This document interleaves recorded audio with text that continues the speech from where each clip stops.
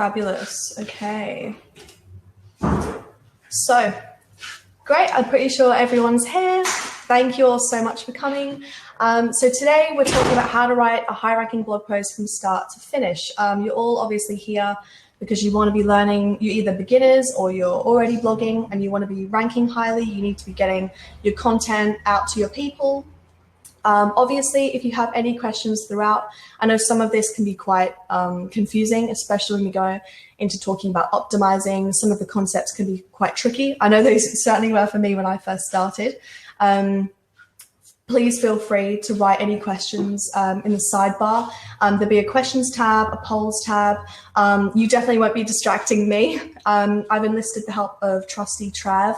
Today, he'll be answering any of your questions when they come in. There'll also be a bit of time at the end. It'll be about 10 minutes. If you have any questions that you need help with, there's Trav now.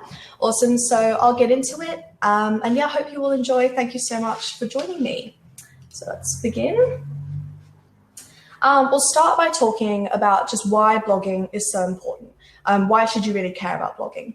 I feel like a lot of people have really big misconception when it comes to why blogging is so imperative to your bottom line. And I've got a stat here to help you out with that. Basically, 82% of businesses admit that blogging is absolutely critical to them even running.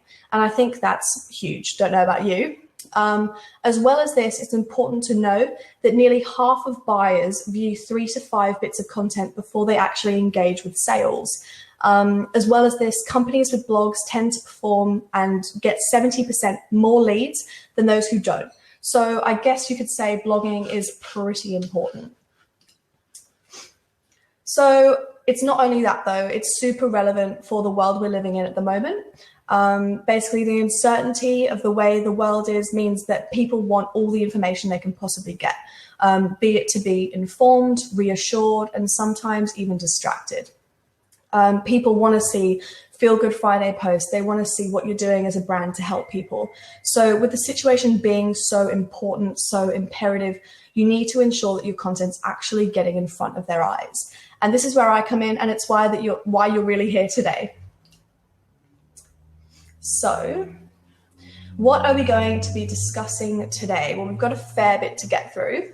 We're going to start with the platform you should be using, the topic, how to plan for that, how to actually plan your blog, how long your blog should be, the actual writing process and best practices for that, the title, how best to plan for one of them, optimizing your blog for keywords, what CTAs are and how you can use them, the importance of the meta description and alt text, the proofread and the double proofread, and finally the publish. At the end, I'll be filling in with about 5 extra tips and tricks that I really swear by. I've been doing this for about 6 months now. I do love it, but definitely there have been some things that I've learned along the way to really help me maximize my output. So I'm keen to fill you in on them. Next up, obviously, once you've got it in the bag, once you're really confident doing it, obviously it will be a lot easier, but also you'll see a crazy boost to your SEO. You'll be ranking higher because you're doing things the right way. You'll find that you'll develop and strengthen relationships with your customers because they'll come to you for the information that they know that you have. As such, you'll establish your business as an industry leader, you'll connect people to your brand, and it will create opportunities for you to share because people will know, obviously, when you've created a blog so great, you're going to want to show people. So that's a really good plus. I just wanted to do a little side note, obviously, are we changing? Why should you listen to me? So I'm Neighborhood's digital marketing coordinator, and I'm very lucky to be because I started as the digital marketing intern when I was at university. Basically, I would sit in the best agency ever, and I would sit and I'd learn about a topic, be it maybe an SEO, I'd do a certification, and then I'd write a blog about it. So basically, over my 12 weeks there, I wrote nearly 20 blogs, and I spent 40 hours close to the end of my internship writing an ebook that I put a campaign around, and the campaign was called Content the New Black. The New Black is actually a cafe that's on Bakery Lane where we work, and I really like the name of it, but it also kind of worked with the name. So obviously I do know a few things about content. I really enjoy writing content, and I get it. Here is actually my first blog that I ever wrote. I was really happy with it at the time. Looking back, it's a bit cringe, but it's cute to look at how I started. It was all about SEO. I remember spending the whole day thinking about how I could make it really good, how I can make it as good as, you know, my coworkers, and so some of it's a bit cringe. But no, obviously you'll build your confidence as you go, and like I have, you'll feel great as you're doing it. So let's get into it. We're going to start with the platform. Obviously, in the olden days, people would be wondering, you know, should I be using paper or parchment? Like, which will make the ink last longer? Nowadays, when you're blogging, it's not so much what you're writing, the words you're using. It's also about the platform that you're on. I think that the platform has a huge impacting factor in how good your blog works in the internet. Basically, will it rank you higher? Is it helping you use those best practices?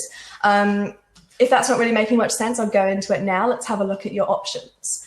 So here at Neighborhood, we're obviously HubSpot partners. If you stay tuned, we're actually pretty soon going to be Diamond partners, which is very exciting. So we obviously use the HubSpot blogging suite for all of our content. A bit biased. I use HubSpot nearly.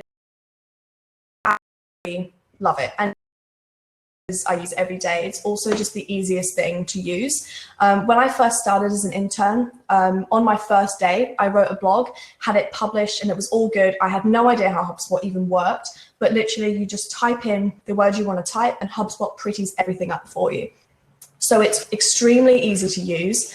There are preset templates in there. You can insert images and link those images out. One of the great things I love about the blogging tool is that it has a preview option, which allows you to see what it will look like in mobile form, on desktop, and on an iPad, which is a lot more helpful than you might think. There's also easy hyperlinking in HubSpot, which I'll get into a bit later on when we talk about keywords. The number one thing I love about it, and it helps when I'm a bit tired and I'm doing a blog late on a Friday, is the SEO optimization tab. It basically does all the SEO stuff for me. Like, I wouldn't even have to know about SEO, and it would just tell me what I'm doing wrong. It says, yep, you're doing this great, you're doing this not so great, you could fix this up. And it makes sure that you've completed all those things before you've published. So it's really there for you in that sense. What's really, really good about HubSpot too is that everything is integrated.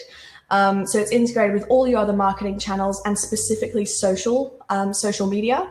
So when you're going onto social and you're posting it, you can see, obviously type in your caption, plug in the URL, the pictures will all come up, and it's all just very fancy and neat.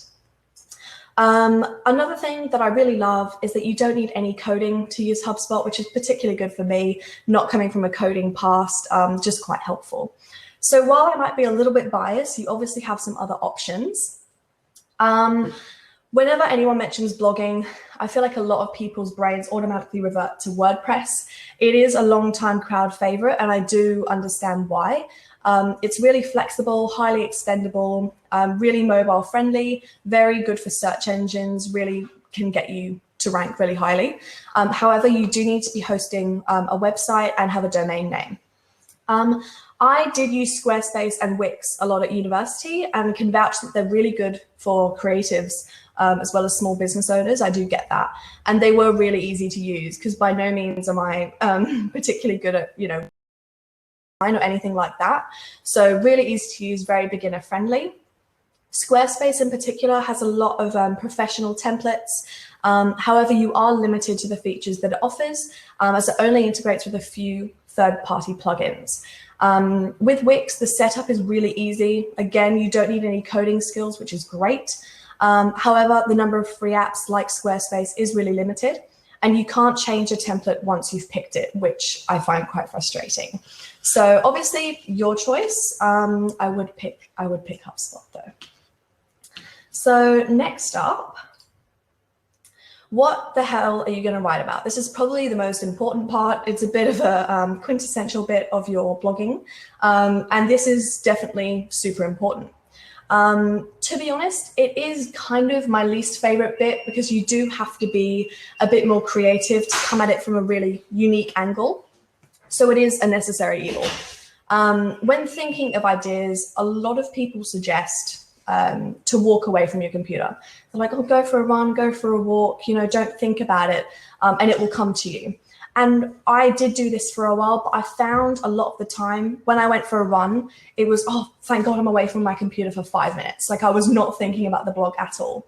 So while I agree to an extent, you need to step away. You can't just be looking at your computer waiting for something to happen.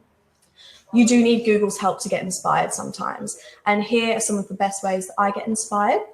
First off, I've signed up, and you definitely should too, to newsletters, magazines, and blogs from brands in your industry. I've signed up personally to the HubSpot newsletter, Adweek, Marketing Week, Marketing Mag, Seth Godin and Neil Patel's blogs.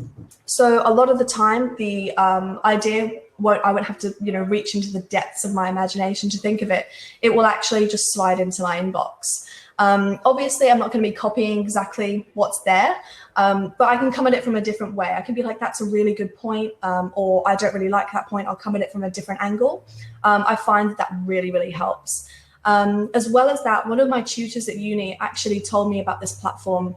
She was great and knew everything. She knew everywhere to go. She told me about Feedly. And if you haven't signed up, 100% subscribe to Feedly. It's completely free. And you can see blogs from pretty much every single industry. So you could type in fashion and it will come up with all of these different blogging businesses and show you about their top 10 popular blogs, their most recent blogs. And it's just a really good all-encompassing view of just being able to get that motivation. So I definitely would recommend hopping on there on a Monday morning and just really getting inspired that way.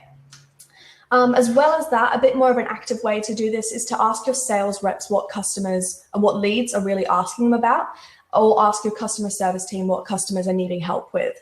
I find that this is a really easy way to really get to what people really want to hear from you. It will make your content a lot more valuable and will establish you as a lot more of a knowledge base rather than a blog, because people will go to you to really refer to your information and that sort of thing. Lastly, a bit more of a la-di-da way to find topics is to conduct a bit of keyword research. Everyone's favorite is the Google Keyword Planner, but while it's great, I do really like Answer the Public. That's it on the right just here. Basically, you can type in any keyword. You can see that I type in the word goats, and you can see it come up with heaps of questions that people are asking. The dark green points are the most common.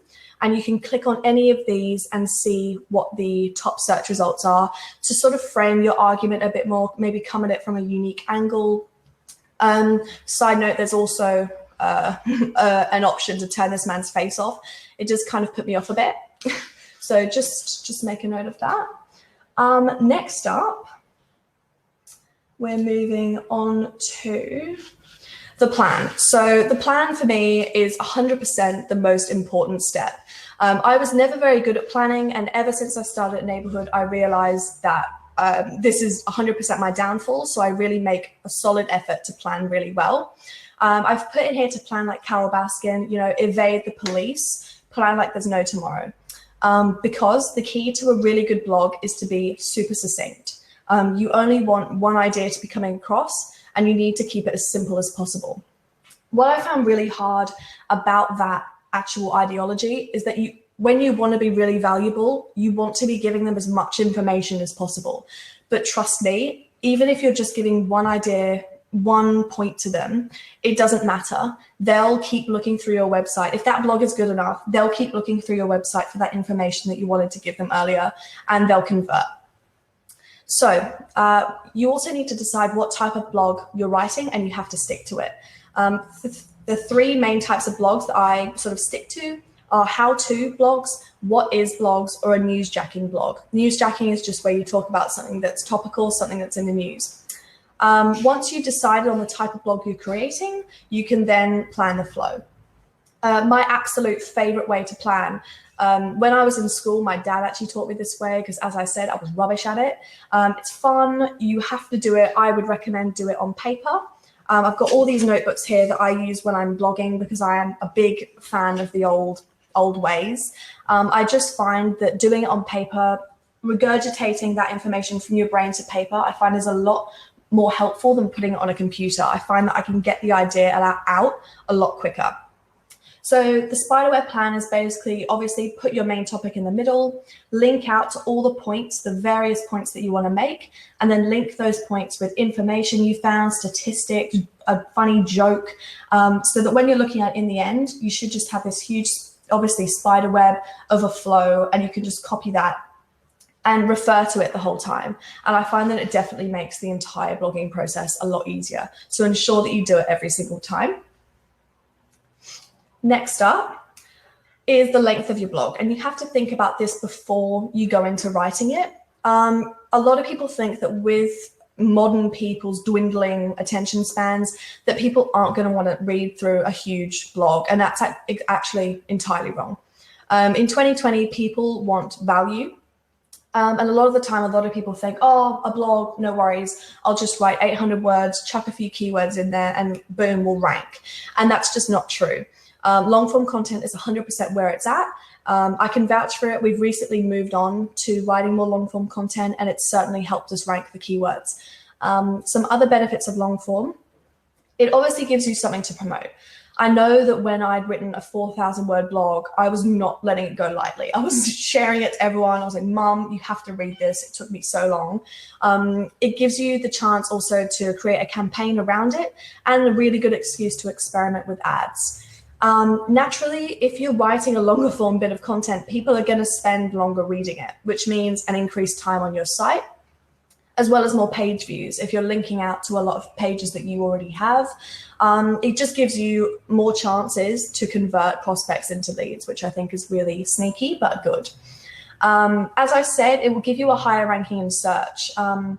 As I pointed out earlier, keyword stuffing in a short blog is obvious. People nowadays are a lot smarter and they can pick up when you're being sneaky. So I think definitely having a long form blog, it comes across, it's obviously a lot more comprehensive, so you have more opportunity to put those keywords in.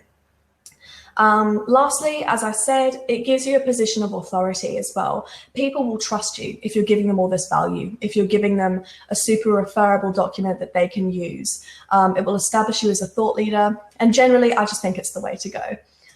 When Trav was telling me about his plans to convert to long form content, he actually showed me this blog by Hunter Galloway. And I think it's 100% like inbound marketer's dream. It links out so much, there's so many pictures. I definitely use it as my inspiration every single time I write one. I think it's great. Just a reminder, guys, if I'm going too fast at any point or you have any questions, please make sure that you hit up that questions tab. Trav's there, he's ready. So next up, we are in the writing phase. How exciting. It's finally time. So as far as writing goes, I like to always revert to how I used to write when I was an intern. Basically, I would learn a subject. I would then complete a certification to make sure I understood it. I would then sit for an hour and I'd think about that subject.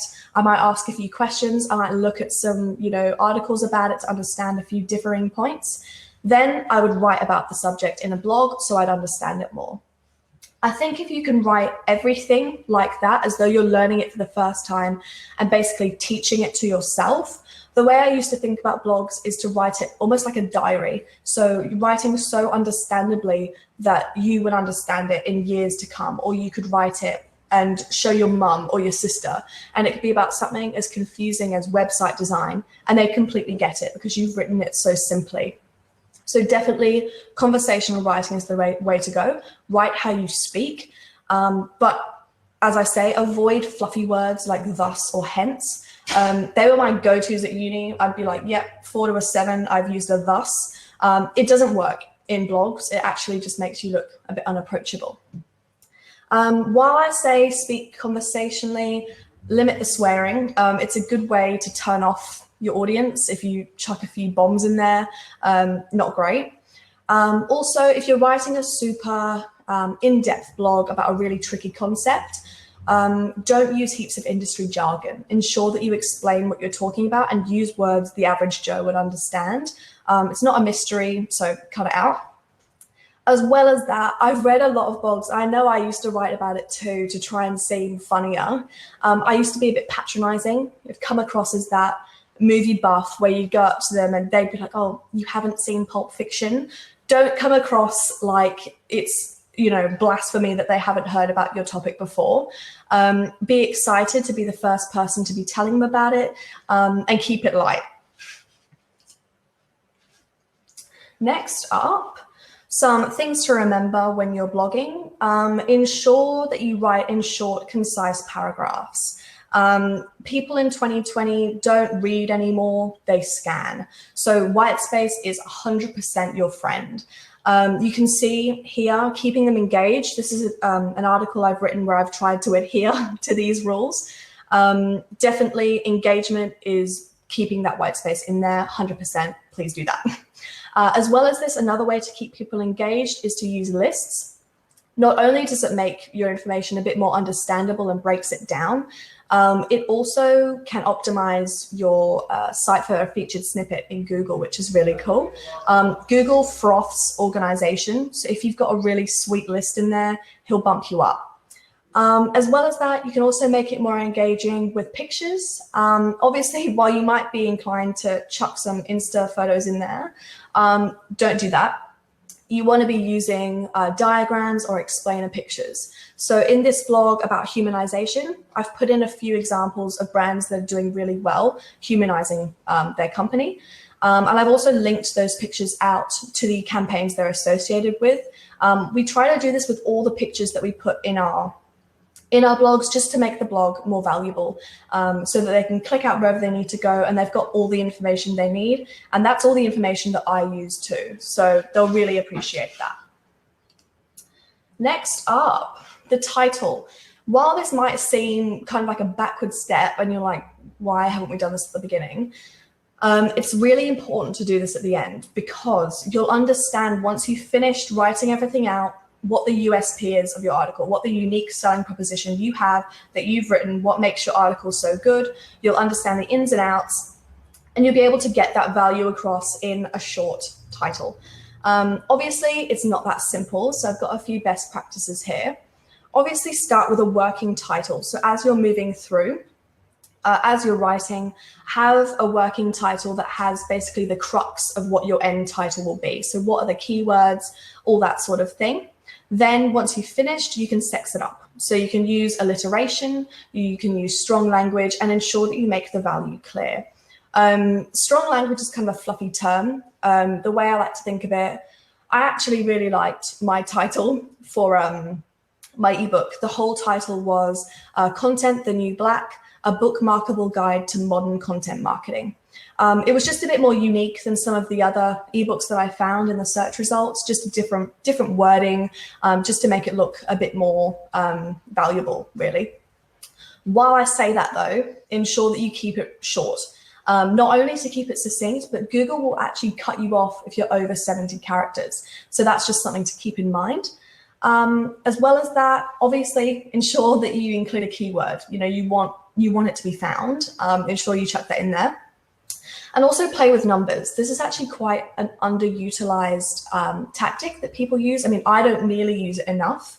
The way it works is it actually sets expectations before people go into reading your blog. So even just having a percentage, 90% of people will, or 10 steps to, it just sets that expectation and puts that value across even more before they've even clicked your article. So that's a really good point.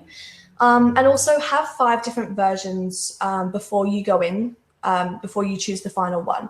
Nowadays, I probably will do 2 and then I'll pick which one looks better.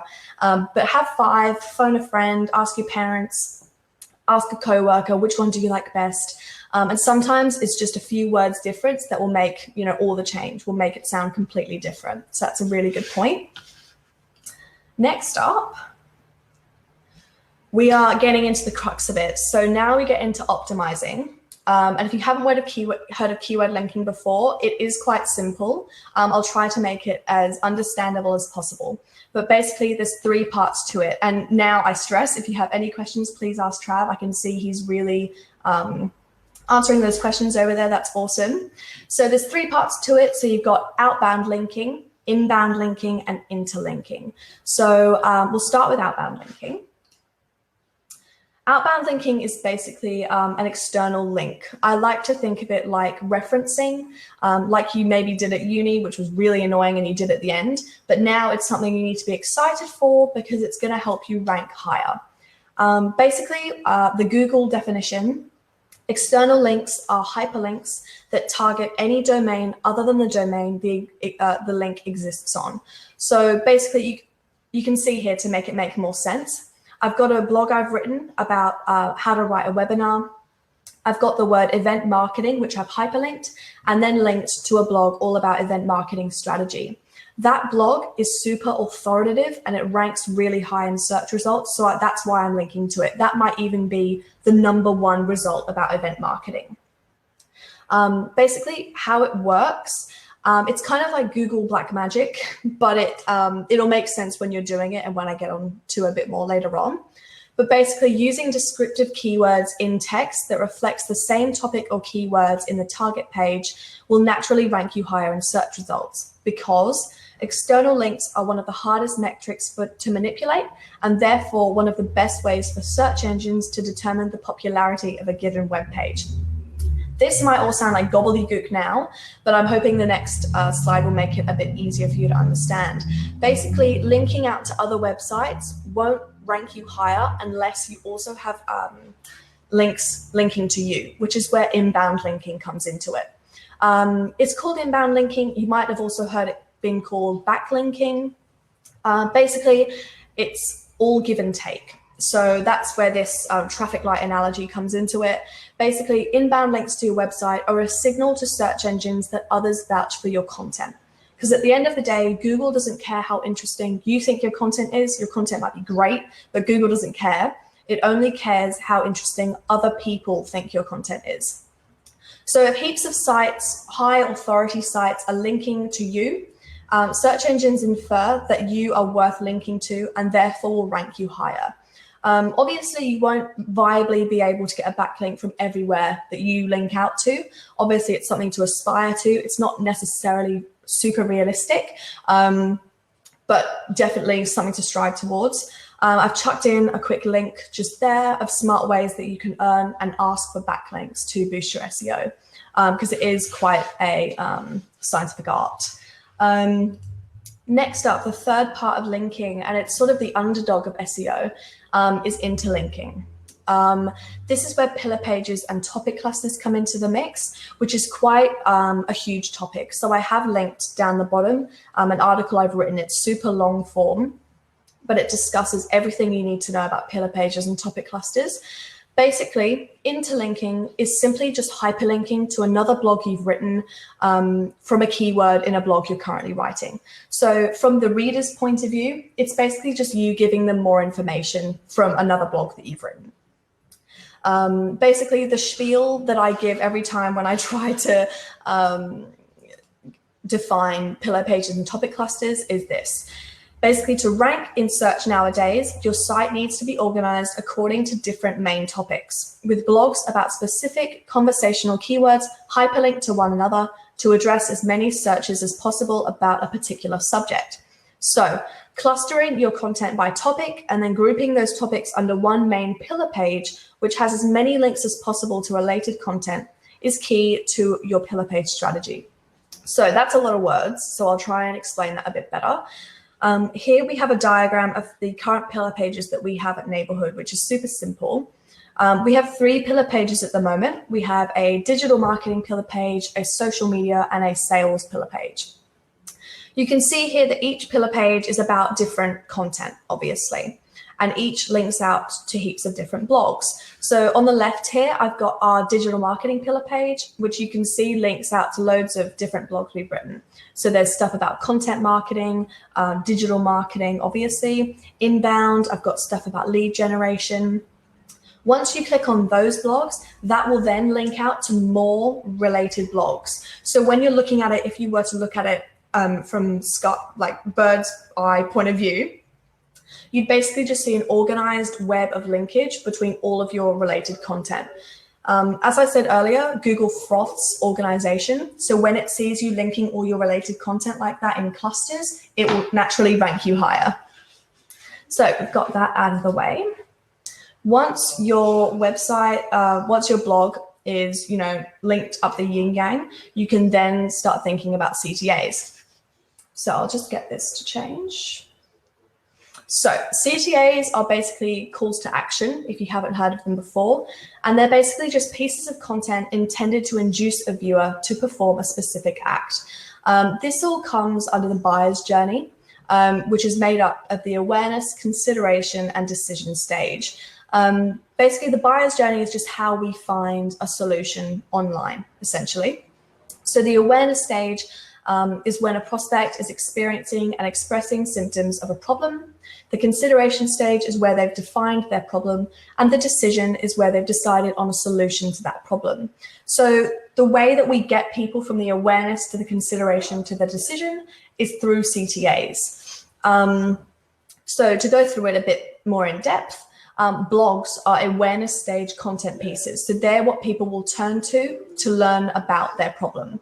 And they're the fodder that will turn those prospects into leads through CTAs. So if the prospect's looking to define their problem even more, they'll be naturally looking for next steps, for more information. So in this case, the next step may lead them to an ebook or a white paper about their problem, which is a consideration stage content piece. So now that they've converted into a lead by reading your ebook, the next steps might take the form of a case study or a demo video, as the reader's looking to seal the deal with decision stage content, as they've now decided on their solution strategy. So here's just a tangible example. That's what a really good CTA would look like. There's one of ours. So this would be maybe on an SEO blog, and it's linking them out to an SEO keyword resource list, which would really help them in their quest to help them learn about SEO. So a bit more, there are 3 parts to CTA psychology. You've got perceptual set theory, first of all. Perceptual set theory is basically just when our brains expect a pattern, they assume the next piece of information is part of that pattern.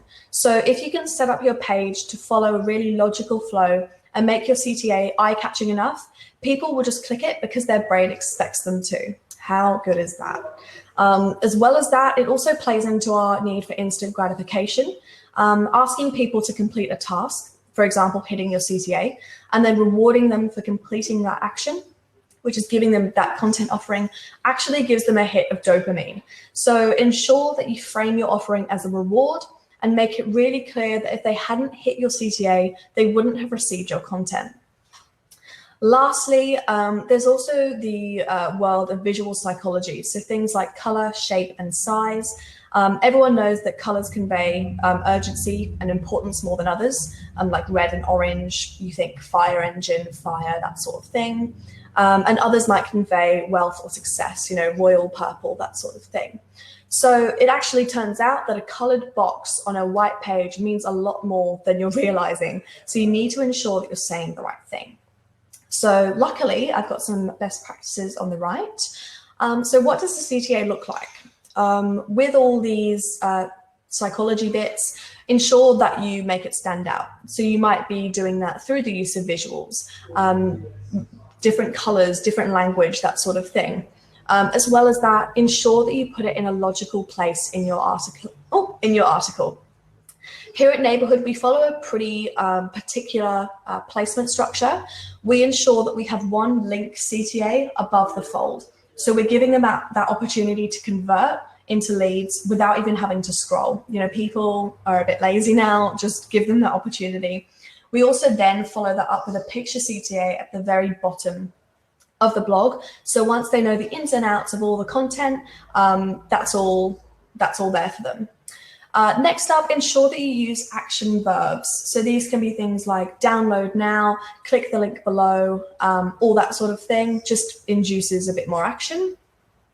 Also, if you can include a picture, we actually include a picture of the content offering as tangible, which makes them want to click a bit more. To improve the click-through rate, you can also split test. So use different colors, use different words, see which one works better, and then follow that through with your future CTAs, and it will help you enormously. So that's all the tricky stuff out of the way. We can now move on to some more fun stuff. Some final optimizations. Before I actually started blogging, I'd never heard of alt text before. It's basically alternative text. It basically is just a description of the pictures that you're putting in your blogs. And you can be really sneaky about this.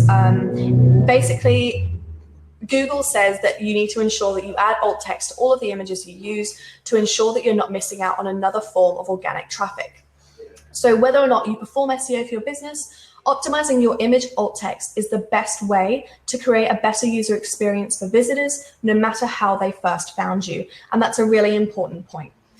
If you've ever noticed, if you type in something really broad or not even broad, specific, like the importance of email marketing into Google, you'll see that you have search results, you have video results, and you have image results. I don't know if you've ever been weird like me and you've clicked on the image results, but it's a lot of the time a lot of really random pictures, and it's where people have been sneaky like you need to be, and they've put in the keyword email marketing into their alt text. This will naturally boost them up. So it's a really good way, just another avenue to get that organic traffic. As well as that, you need to remember the meta description. The meta description is an HTML attribute that is basically just a brief summary of your blog. It's essentially just advertising copy. So you need to ensure that it's really readable, it's compelling, describes your blog in a way that will make them want to click, because it can seriously impact your click-through rate. I've included an example just down the bottom of what the meta description looks like. It's just this bit here. It's not very long, so you really need to ensure that it's, succinct and gets your point across really well.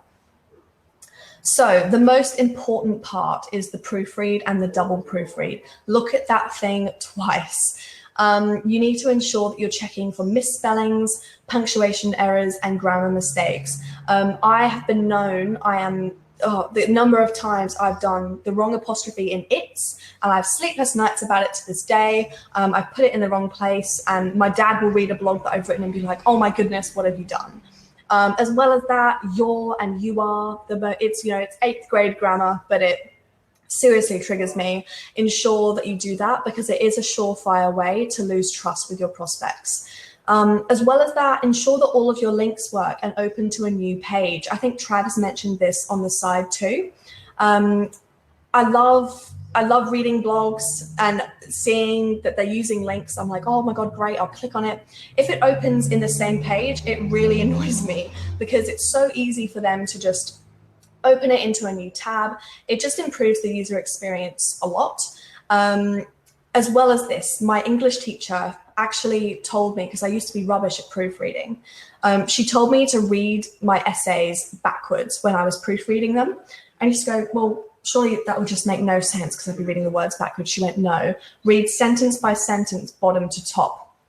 While I was a bit skeptical, it makes a lot of sense. When you're writing an article yourself, your brain follows the logical flow of what you went through when you're writing it. So breaking it up by writing bottom to top breaks up that logical flow, and it's as though you're reading someone else's blog, and you can be way more critical. So that's a really good point, and I strongly suggest you do it because it really helps me. So now, oh my goodness, we can finally publish it and tell everyone that we've done such a great job. So you want to be getting it in the hands of your customers as soon as possible. So ensure that you post it to Facebook and LinkedIn with a really catchy caption that will capture their imagination, basically.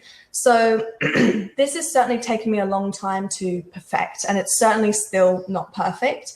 But how you want to get them engaged is to ensure that you start with a question, get them hooked, and then make the actual caption itself really timely and give them an opportunity to click on your blog. So here are some examples from the last couple of weeks. So these are obviously both coronavirus related. The first one, with hand sanitizer fast becoming a back pocket necessity, how's this for lending a hand? Try and keep it really simple, make it a bit witty, make it fun, use rich language, make it look valuable, like nothing they've seen in the rest of their feed. The other one, wondering how your brand can continue to stay competitive when COVID-19 appears to be thwarting all your best moves. So it's just adding a little bit of fun to something that's pretty grisly at the moment, trying to make it, and it's just the language that you're using at the end of the day, trying to encourage them to click. So that's very exciting. We're nearing the end. Obviously, this isn't it though. I promised you 5 more things that I do to make my blogging extra good and maximize my efficiency when I'm doing them. So let's get into that. I'll start with a really important thing. And if you haven't got buyer personas already, I strongly advise you to get one. Here at Neighborhood, we offer buyer persona workshops that are really in depth and will really allow you to really get inside the head of your buyer persona. If you're not sure what a buyer persona is, sorry. They're basically a fictional representation of your ideal customer. So this is an example of one of our favorite buyer personas, and these are people we love working with. This is Gary, the general manager. So we refer to this if we're focusing on Gary in a particular quarter, this is the person who we've been working with the most. We're gonna control all our messaging to focus on Gary. So we look at his personal details, his demographic information. What is he interested in? What is relevant to him? What's in his headspace? What are his thoughts and feelings? How does he feel about what's happening in the world right now? We talk about his motivations. Where is he in social media? Where are we going to be posting to him? He's not on social media. He's very much on, he's not on Facebook. He's very much on LinkedIn. So we might change our strategy up to focus more on that LinkedIn avenue. As well as this, when I first started, I really focused a lot of my blog writing around what I found funny. I was like, stuff the buyer persona, then, I find this funny, thus it's good, which is completely wrong. You need to make sure that it's completely relevant to what your buyer persona is reading. So change up those anecdotal metaphors, all that sort of thing, make it relevant to what they're going through. Next up, the second tip, if this decides to switch, is to write as you read. This is my favorite tip. And when I told my coworkers about it, they did find it a bit creepy. They laughed, but I'm sure they were like, what the hell? Basically, everyone says that to write better, you need to read. And I completely agree. Love reading, but no one ever says that you should make note of what you read. I feel everyone assumes that when you read, you automatically your brain just absorbs all of these words. And my brain's not as spongy as the rest of you. I write them down. And as well as this, I work, and Trav can vouch, Trav is one of them. I work with people vastly funnier than I am, vastly wittier than I am. So I actually write down, I'll listen to some of the things they talk about at work. I'm like, oh my God, that's so funny. And I'll write it down. I've actually made a Notion document of all the things that they say that I find funny, cultural things, witty things, and I make a proactive effort to include them in my blogs. And they certainly increase the engagement. And I just think, while it's a bit weird, it's a good way to be, also self-development. I think that's what it is. I'm reading a good book at the moment. It's White Teeth by Zadie Smith, and she's brilliant. And a lot of her sentence structure is very Charles Dickens, like it's beautiful. And I'm like, God, I wish I could write like that. Like, how am I going to remember that? And I go, actually, no, I'm going to write down that sentence structure, and I'm going to make a concerted effort to use that sentence structure in my next blog. So I really think that, it might be a bit weird, but I think it's a really good idea. Next up.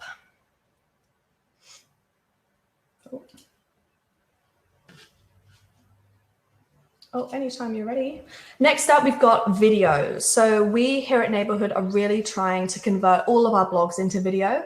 Obviously, everyone loves a film. We know that videos allow you to tell a better story.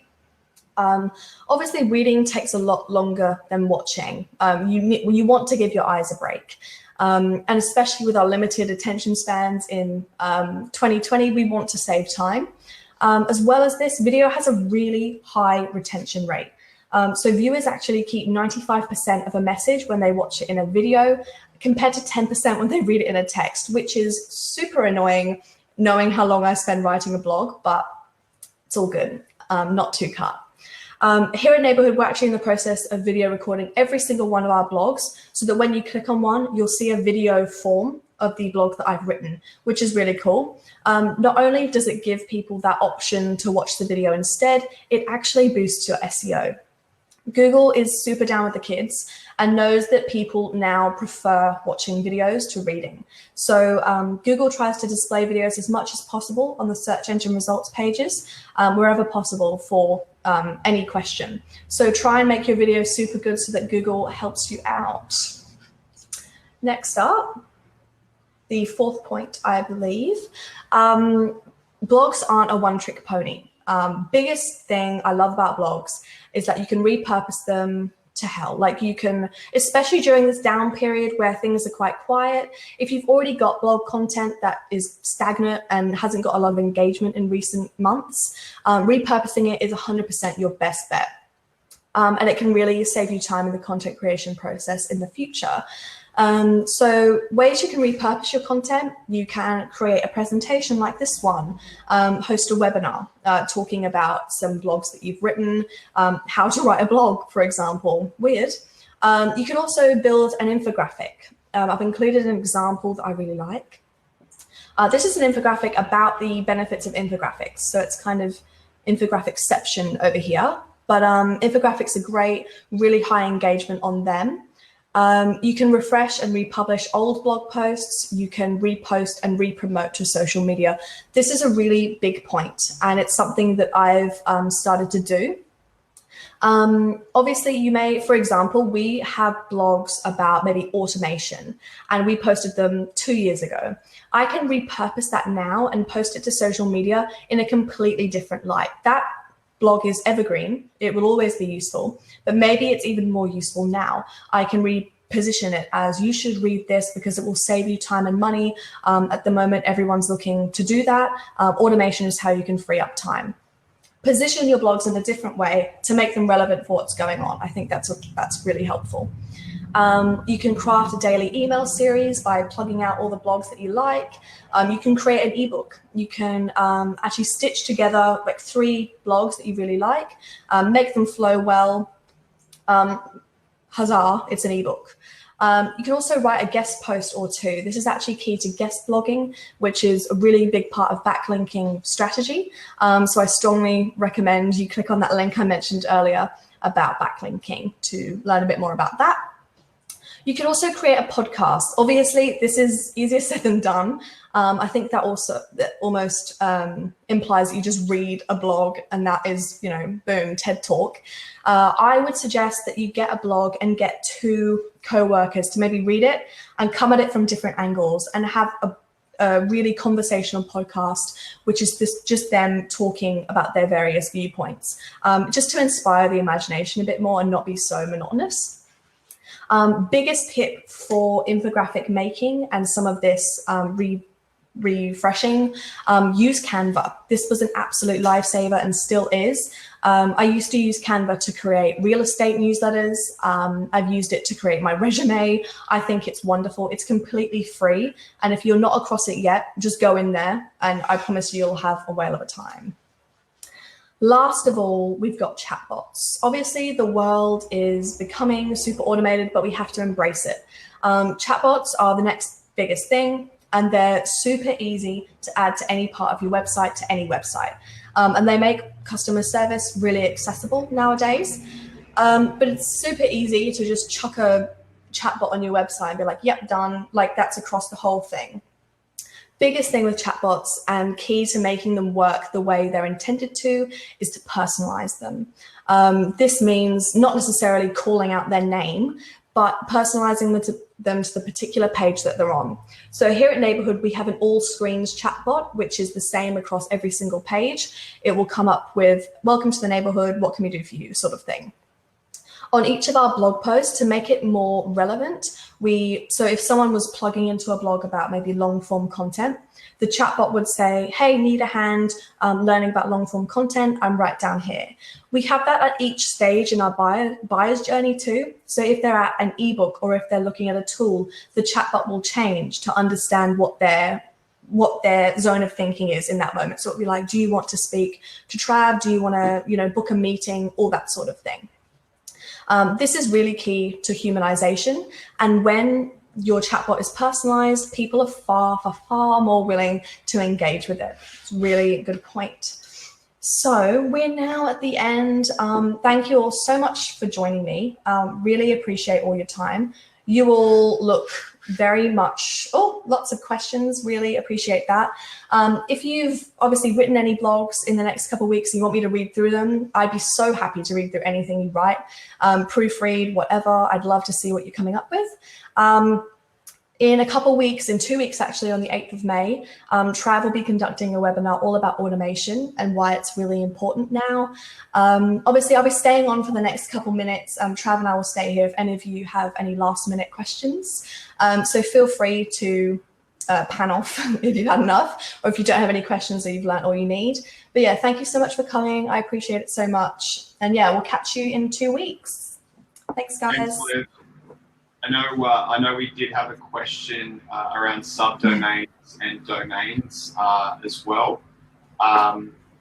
We've basically been playing back and forth in regards to subdomains and domains. What we usually find is Google has come out and said that if you're publishing anything on a subdomain, they see it as just as authoritative as just a normal domain. In our personal experience, we find that the uptake for ranking usually takes a little bit longer than it does with a normal domain. Google says that they don't, but we find that it does. I'm happy to talk to anyone in the chat pane about this as well. I've done so much research around this as well, and I have found that if we are having logs ranked sort of, I think, in a subdomain, it usually takes a little bit longer than it does. I don't know why Google says that it doesn't, but this is just from our experience. So if there's any other questions, and hopefully I did answer your question there, but if there is any other questions, please let us know. We've got a couple more minutes left until the top of that. So bottom of the hour. So, there you go, Liv. Well, thank you. I'm just sussing out my sound. Just reading through these comments. So just a reminder as well, in 2 weeks' time, I will be doing a webinar all about automation.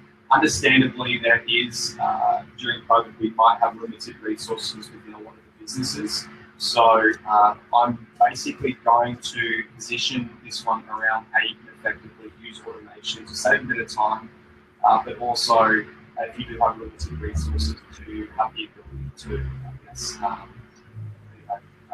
do more work than you need to. So that would be 2 weeks on the 8th of May. Usually we find it around 10:30, works really well just before lunch on Friday. So also based on some suggestions as well, we are being quite agile. We are being quite agile in regards to what we're doing with our web.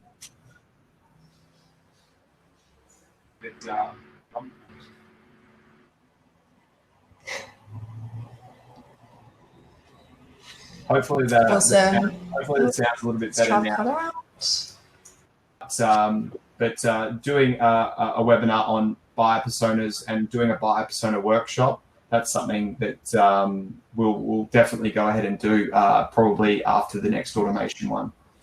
The presentation will be sent to your inbox as soon as we press end. It usually takes a couple of minutes, and you'll get a recording straight in your inbox with the email that you subscribe to.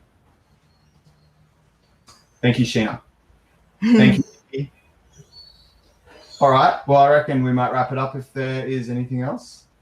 Awesome. I think so. Well, thank you, Nikki. No worries, guys. All right. Thanks, Liv, for presenting today. No worries. No worries. Thanks, we'll guys, see for you in attending. 2 weeks, everyone. And send through your feedback if you can. We definitely like to make more topics and make it better for everybody. So thank you, everybody. For sure. Thank you all. Bye now.